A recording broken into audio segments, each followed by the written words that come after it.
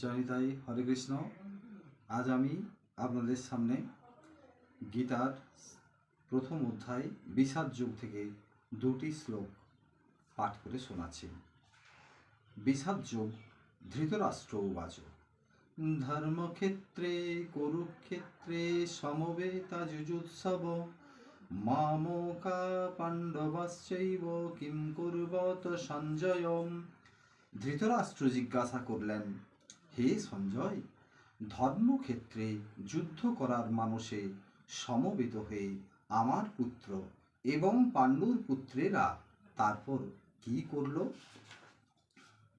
সঞ্জয় উবাচ দৃষ্টা তু পাণ্ডবাণীকম বূঢ়ং দুর্যোধনস্তদাম আচার্যমুপসংজ্ঞম রাজা বচনমব্রবীত। সঞ্জয় বললেন, হে রাজন, পাণ্ডবদের সৈন্যসজ্জা দর্শন করে রাজা দুর্যোধন দ্রোণাচার্যের কাছে গিয়ে বললেন,